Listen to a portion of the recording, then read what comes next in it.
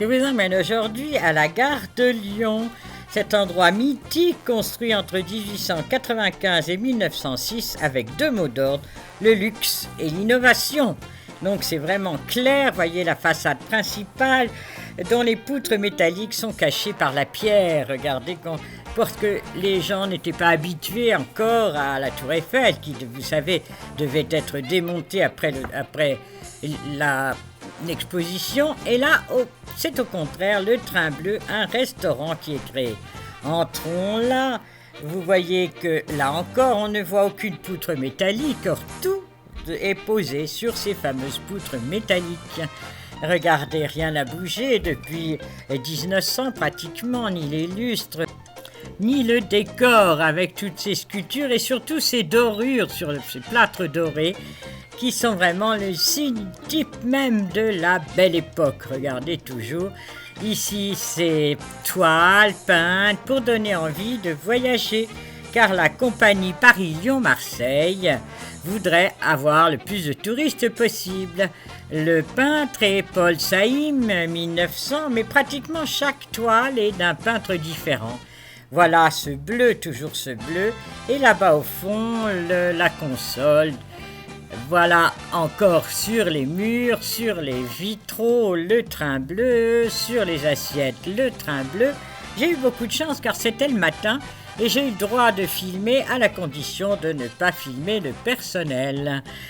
Ils étaient en train de mettre le couvert, ce qui fait que j'ai pu prendre des superbes photos de ces magnifiques tables. Regardez ça.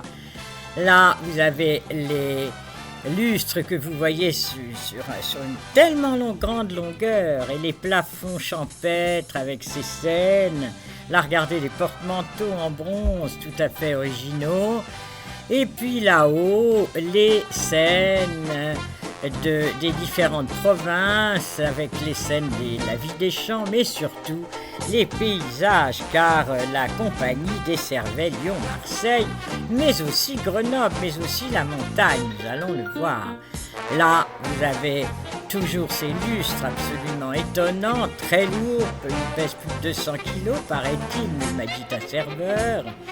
Et là, vous avez la montagne, car je vous disais que la compagnie Paris-Lyon-Marseille desservait aussi Grenoble, Besançon, voilà toutes les parties qu'il fallait mettre en valeur. Et là, regardez, c'est sûrement le lac que vous connaissez le mieux, c'est le lac de l'Anguille-Belette.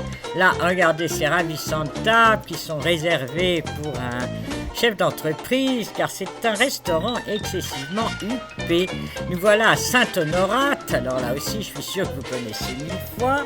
Ça c'est Orange avec toutes ces fêtes, car c'est peint par Maignan.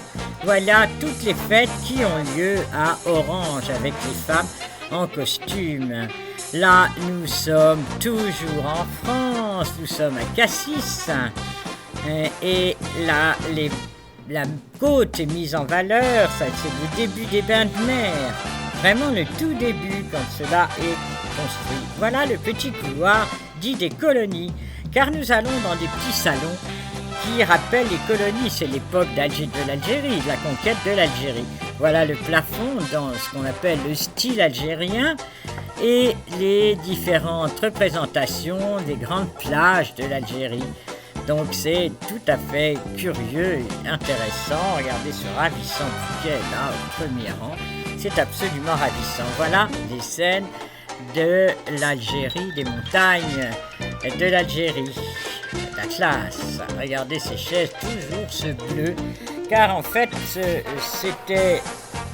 le Train Bleu a été inauguré en 1963 en l'honneur des trains de nuit Paris-Vintigny. Et là, regardez, une collection de vases, dont des vases de Roger Gallet. C'est de la même époque, la belle époque. Toujours ce petit couloir. Et cette fois-ci, avec ces fauteuils en cuir superbes, et cette fois-ci, de chaque côté, nous allons voir l'un puis l'autre des petits salons qui peuvent recevoir 20, 30 ou 50 personnes selon mes réservations. Vous voyez, c'est très cosy, le tapis est bleu, les rideaux en velours sont magnifiques. Et regardez, au travers des masses à bielle, la vue de la gare de Lyon. Alors là, les poutres métalliques, on les voit, hein, c'est la même époque qu'Eiffel, c'est vraiment la mode où il faut mettre des verrières sur les poutres métalliques. C'est l'époque aussi de la construction de la Madeleine. Voilà cette agitation de la gare de Lyon, mais on n'entend absolument rien. Les fenêtres sont double vitrage depuis le départ, hein, depuis la construction. C'est lors de cette construction que les directeurs de la compagnie Paris-Lyon-Marseille, les frères Pereire entre autres, puis Paul Séjourné, puis enfin Paulin Talabot, ils voulaient prendre des repas sur place pour gagner du temps. C'est de là que vint l'idée du restaurant Le Train Bleu. Il y a cela et il y a aussi les millions de visiteurs qui passèrent par cette gare lors de l'exposition universelle de 1900 et bien souvent, ils demandaient à se restaurer. Et voilà comment est né le Train Bleu.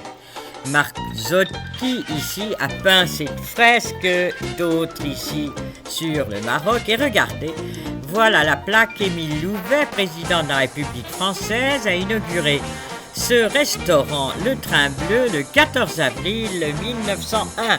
Ça aurait été le 15 avril, c'est le jour de mon anniversaire. Mais bon, voilà donc ce restaurant construit. Il prend tout de suite énormément d'importance. C'est vraiment l'endroit où il faut donner ses dîners d'affaires. Et regardez ce petit couloir toujours vers lequel nous revenons. Et comme l'heure de mon train approche, me voilà parti pour boire un Porto.